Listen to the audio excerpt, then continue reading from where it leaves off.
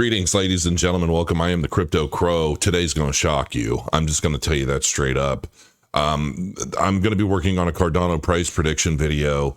And, I do these every once in a while just because these price predictions are dependent upon the price action of the market. And when I work out these price predictions, they are very much, they're about dominance. They're about where in the market is a particular asset as it relates to Bitcoin and Bitcoin's dominance. And there's a lot of ebb and flow and there's a lot of changes over time. Now, there's so much happening that I'm going to tell you this price prediction honestly shocked me, but I'm going to tell you right now, it's real. I've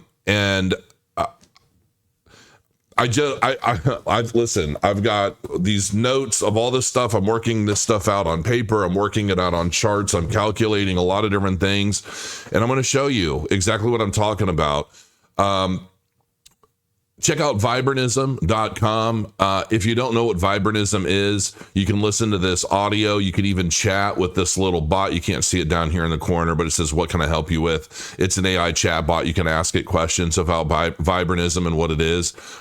People are really digging the book. And if you're into it, you can basically pick it up on paperback on Amazon. You can pick it up on as a PDF, all sorts of stuff. Go check it out. I'm really looking forward to everybody's feedback. I've been starting to get some, and people are really digging this book. Kind of mind blown that I came out with it.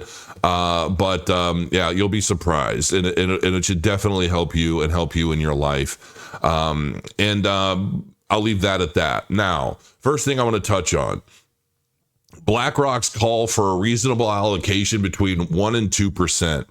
Larry Fink of BlackRock, obviously known for, what do they have? Like $14 trillion in assets under management just in BlackRock alone. This man secretly controls a lot of the world, let's be real. And his narrative has switched over the past year or so. He used to just not be that into Bitcoin and say all kinds of things, like many of the others in traditional Wall Street. But now he's bullish, and he thinks you should have at least up to 2% allocation of Bitcoin in your holdings. So whether you're a pension fund or you're an investment fund or, whatever you are, 2% is a pretty good bet for you, according to him. Of course, now that he was basically responsible for officially launching the first Bitcoin spot ETF, it's good for business if you do. Let's be real.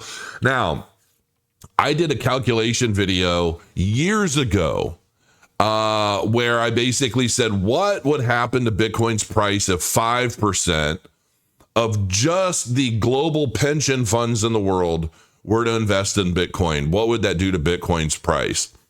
And at the time, I basically titled the video, I think it was like $280,000 Bitcoin or something to that effect. But the reality is the price was much, much higher. I mean, much higher, to the point where it was so astronomical that I'm like, if I label this video and title it based off of the actual numbers, nobody would watch it. They think it was all garbage. Well,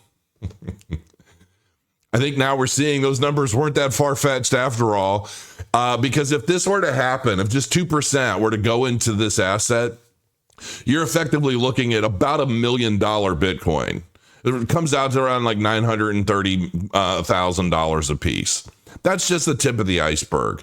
Now we go over and we look at Tom Lee of Fundstrat. He predicts Bitcoin's going to reach $250,000 in 2025. This guy's been pretty daggone accurate for his entire career. I was so pissed at this guy in 2017 for dumping his Litecoin at the peak of the market because I was still ignorant and I didn't understand. But he literally dumped his Litecoin the day of the peak, and nobody understood why. And everybody flamed this guy. And he's like, why hold it? Why? He was very nonchalant.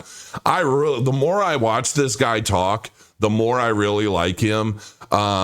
He just seems like a very level-headed, like no frills, it is what it is kind of guy. And I really respect him. But he definitely thinks that Bitcoin's going to hit $250,000 probably in 2025. I concur, and I'm going to tell you why. And I'm going to show you by the numbers. Now, this video is about Cardano's price prediction. Well, there's a lot to be said about Cardano's price prediction as it relates to what is coming for Bitcoin. Now, if we do hit $250,000 in 2025, which I absolutely think we will, considering we're basically hovering at 100,000 right now, which is a milestone most just really didn't believe was possible. Many of us have been talking about and educating people on Bitcoin since it was $4,000. And, we understood the tech. We understand what's going on. And that's one of the big things about those of us in the know and those that aren't. We put the time in to understand the technology behind it and how it's influencing the world over, which ultimately increases its demand, as its demand is cut in half every 4 years by the halving. And there are so many different variables associated with this that so many still do not understand. And it really doesn't matter how hard we try. So many people just can't be bothered, which is a sad shame, because I'm in the process now of making a slew of new millionaires. One was in my live chat yesterday, basically saying that he and his son have been watching me since 2018 and have broken the $1 million mark. And it got me emotional. Many of you have been commenting on that because I love those stories, because I'm here. I'm already doing well. I'm here because I want all of you to do well, and I want your family and your friends. I have a circle of friends that I've been bringing into this space, trying to educate them bit by bit as they're busy with their lives. I really want everybody to pay attention to this video specifically, because I really do believe that what we're about to see is a transition unlike anything we've ever seen to date. And I do believe that is still a drop in the bucket compared to where we're going to end up by 2030, as all of the real world assets, the tokenization of TradFi, and all these other things come to fruition between 2025 and 2030. And I do believe Larry Fink is probably going to be at the middleman to a lot of this. So let's move forward, okay? Let's look at these charts. Now, we're going to see back here on January of 2020, Bitcoin's dominance was 69.24%, with Cardano's dominance at only 0.92. Now, at 0.92, based on my numbers, this jumped, it doubled very quickly within a matter of within the same month. It was at 0.4%, okay, dominance. When Bitcoin peaked, in its first peak of that two-peak cycle in 2021, its dominance was down to 53%. Well, we're already below that now. So then we get into this. This is the date that Cardano peaked. Officially peaked, because this is a Cardano chart, just so you know. This isn't Bitcoin. Cardano rose up, peaked a little after Bitcoin. In the first peak, everything dropped, everything went back up for a second peak. On this second peak, Bitcoin's dominance was down to 40.87%, with Cardano's dominance at 4.10% dominance. So that's when it hit $3.40. That was just at 4.1% of the total market capitalization at the time. Now, moving forward into this current market cycle, we see the red line here, which represents the halvings. And here, just in November, we had Bitcoin's dominance at 51.63%, with Cardano's dominance all the way down to 0.45%, less than 0.5% dominance of the total crypto market. What's happened just in the past month? Bingo bango, Cardano doubles 1.1% of the total dominance, while Bitcoin also rose to almost 53%. This is where we're sitting at right now. If you look at the comparison between the previous market cycle and where we're at now, history doesn't necessarily have to happen, but it definitely rhymes. It doesn't repeat itself, but it rhymes. Very, very similar market structure, very similar price action, the whole nine. It's the same. Okay, let's just be real about it. It's pretty much the same. Now, what isn't the same in this market? Well, there are a lot of these new narratives associated with Cardano, Bitcoin OS. Basically, there's been this narrative, $1.5 trillion in Bitcoin's liquidity is ultimately going to potentially flow into Cardano, into Web3 and DeFi assets. This kind of wrapped Bitcoin, this Cardano wrapped Bitcoin narrative. And they've been just talking about it as a 1.5. Well, guess what, folks? It's now $2 trillion. Bitcoin holds $2 trillion. Its total market cap is $2 trillion in an otherwise a much larger market capitalization, of which Cardano now is 1.10% of. This is significant. because the growth just continues to shoot through the moon, and it's doing it piecemeal. It's like playing chess in the mail. We're mailing our moves letter by letter by letter, and it's just trickling. It's just moving. Yes, we're at over $100,000. Yes, it's a major milestone, but I still believe the game has just begun. The game has absolutely just begun. Not only that, but we're waiting for the inauguration of a very pro-crypto administration. He's talking about cutting capital gains taxes for US-based crypto. If that's the case, Cardano's obviously going to be in on that. XRP, a lot of the assets that the SEC of the previous administration were constantly going after, basically using their authority to really wreck families. I mean, let's just be real about it. It was wrecking families. I sold XRP at 11 cents because of what was going on back then. Now look at it. I should have done very, very well off of that. But because of the way the SEC was acting and really like ruling through enforcement, regulating through enforcement, basically just scaring the shit out of everyone in the crypto space for no other reason, in my opinion, than to suppress the market and keep the old guard working as usual. They don't want this transition. Well, the new administration, including now Larry Fink, who, let's be real, Larry Fink is the guy behind the DEI and all of these, how do you explain it in a way, like basically all of these narratives associated with the way businesses should work and should act. I'm all for inclusion, folks. You guys know me. I'm open. I love everybody. I think everybody should have their fair shot at doing whatever they want to do. Live your life, be happy, be merry, the whole nine. I don't care what you do, what you're into, whoever you love. I don't give two shits, okay? But when it comes to the way we're trying to force a country into narratives that are very counterproductive to the profitability of the small person in favor of the corporations, in favor of the big guys at the top that have all the money, that's a big thing. And it's not a narrative that you hear a lot about because it doesn't help these political officials and in politics. Basically, it just doesn't help these people. So you don't see that part of the narrative. It's all anti-capitalism. But in fact, it's all capitalism. It doesn't matter how you slice it. It's just a different way of approaching capitalism and basically create a narrative to generate new support from new people with new money. And that's really what it boils down to. And it didn't work. So now we're going back to the new way, right? We're going to this transition of tokenized assets, the real world assets, real estate. We're already seeing real estate deals being done on the blockchain. We're seeing NFTs representing real estate. We're seeing fractionalized real estate. We're seeing the tokenization of real world assets. We're seeing projects like Ondo, start to rise up. We're seeing so many different things that are ultimately laying the foundation for this new framework by which all of us are going to operate, whether we realize it or not. And part of this is Bitcoin OS, Cardano, the new administration's new crypto policy, of which the founder of Cardano is a part of, right? Now, here we are, Charles Hoskinson, who's basically playing a role in the policy presentation, right? This is how we do XYZ. Then we've got Elon Musk and Vivek Ramaswamy, and we've got all of these guys that are basically looking to cut the frivolous spending of the government so that we have a reason to justify lowering taxes on the whole country, which is a really big deal. And so all of these narratives are coming together, and the culmination of a lot of this is going to be coming at the inauguration. That is when I believe a lot of this stuff is going to just start taking off, because at that point, it will all be real. Right now, it's a narrative. It's an idea. It's a lot of ideas. And I know that a lot of people are being put in place to start enacting these ideas come January. But until that actually happens and that man walks up and swears himself in and all this other hoopla, until that happens, well, we don't know. Everything is still a little iffy, right? He could get hit by a Mack truck on the way to the bathroom. We don't know what's going to happen to this guy.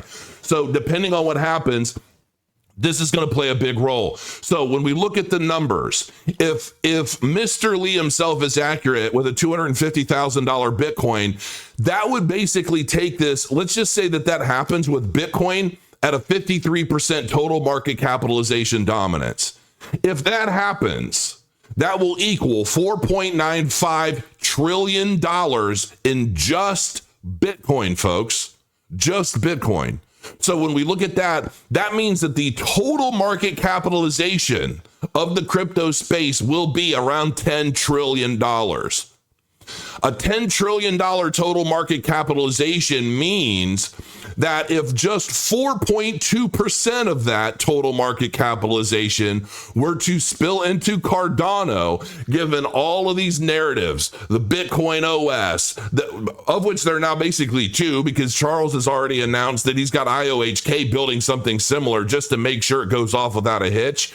So we've got two of these platforms that are effectively going to turn Cardano into the smart contract DeFi Web3 liquidity layer for Bitcoin, not just Bitcoin either, XRP, any of these more centralized tokens that don't have smart contract functionality. Well, now they will. And this is going to be a cross-chain platform, folks. All of this stuff is going to be running through Cardano, utilizing Hydra, which just demonstrated that it has reached over 1 million transactions per second. Okay.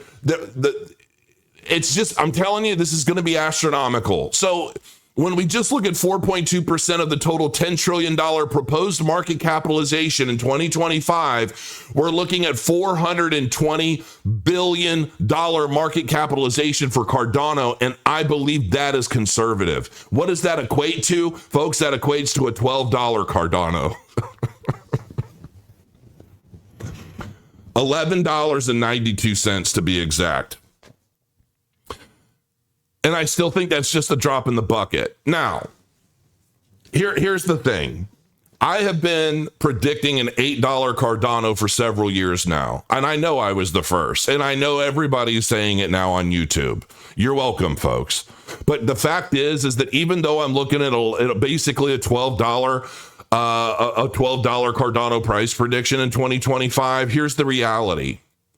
There are a lot of people that have been holding Cardano since the last market cycle. There are about 800,000 wallets that were basically activated towards the peak of the last market cycle. A lot of those people were looking to change their lives then. They're looking to change their lives now. They've been holding through. And now, because they've likely been delegating to whether it's the Crow node or any other node in Cardano, they've been generating a roughly 3 to 4% passive yield every epoch, every 5 or 6 days for the last bear market. So let's just say that they've been accumulating now for the last 2.5 years or so.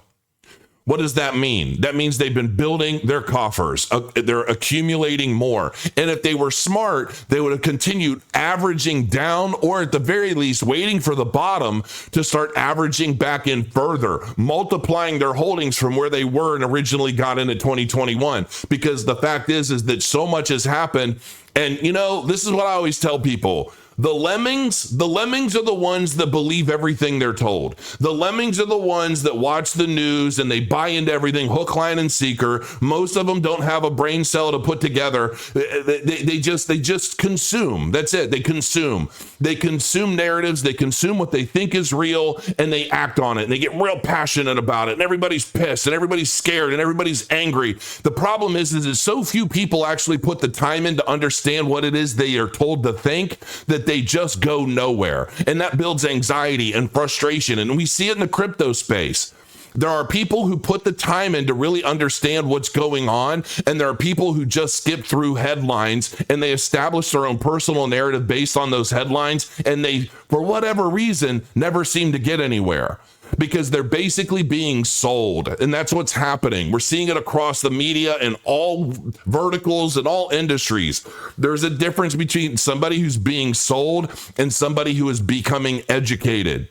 There's a huge, huge difference. My hope is that these people that got into the Cardano or blockchain tech overall towards the peak of 2021, who didn't sell, they didn't exit their positions after the peak, my hope is that all of you out there have been continuing, whether you're watching my channel or you're watching other channels, but you're continuing to educate yourself and accumulate over time, understanding the technology and why it's important, what's happened to date, why what's happened is important, what's happening now, why that's going to change things in the not so distant future. Here in a matter of months, we've got Midnight, which is going to become the privacy layer for Bitcoin, as well as probably XRP and other assets. We have so many things, and I've done videos on them. I'm trying not to bullet point list them all now. But here we are at ultimately the culmination of, 10 years work with Cardano, and it's about to start being put to use in all of the ways it was designed to do it. And I am extremely excited about that. But the reality is that everyone that got in at 2021 at $2, $3, expecting it to go even further and are still holding, they're looking for an exit.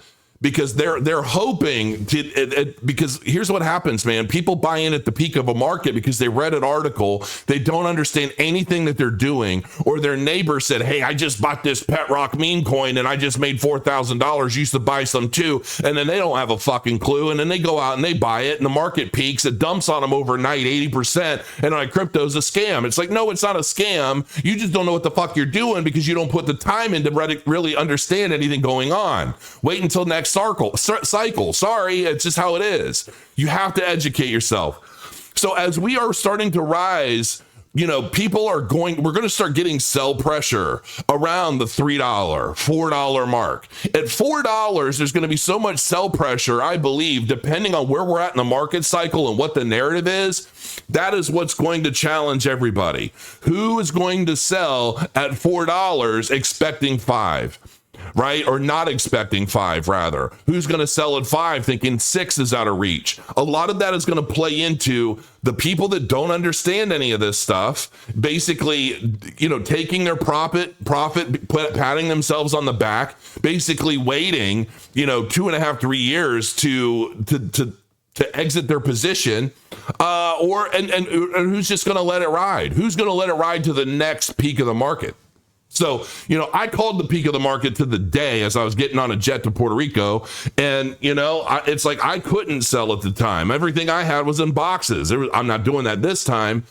But luckily, we had a 2-peak market. I don't think we're going to have a 2-peak market. I think this is just going to rise up. I think we're going to go parabolic for a minute and we're going to peak out, and that's likely going to be it. Because we have a lot more institutions at play that are wanting to get in at lower price points and average these prices down as more investors start getting in towards the peak, right? So while the prediction is for $12, the question is, do we end up somewhere between 8 and 12 because of the sell pressure? Because there are, at some point, especially in this cycle, there are going to be a lot more people rushing into Cardano as we get closer to the peak than there are people leaving. Because the people that are leaving are going to be much fewer of those, because many of you have been educating yourselves on what's going on. So you're prepared. You understand. Now you know about the 4-year cycles. Now you know about how to time these things more effectively. Now you know about the technology behind Cardano and how it's changing things in Dubai and Africa and the US, Argentina, all of these countries that are taking advantage of the technology behind Cardano. So now that you understand a lot of this stuff, you're going to be willing to take a little more risk and holding out for higher price action, because you're going to understand why it has such a major chance to get there. So that is going to be the struggle. So I believe that we are I definitely think we're going to see $5. I think as we continue moving up, we're going to see the sell pressure of people that are basically unsure. They don't know what they have. They just bought some because they saw a video once. And those people are probably going to sell, but I think those people are going to be very few and far between compared to the people that are starting to catch on and understand the tech. And while, I don't necessarily think we're going to see $12, I think we could end up anywhere between 8 and 12 by the peak of the market before we start getting a major turnaround. That's my prediction for 2025. This is it. I'm not even making another prediction video. This is a culmination of every calculation I've done to date, the narratives of today, where I think we're going, where I think we're at. And, I hope each and every one of you does really, really well. That's all I have to say. Until next time, crow your coins. Thanks for joining me, and I'll see you soon.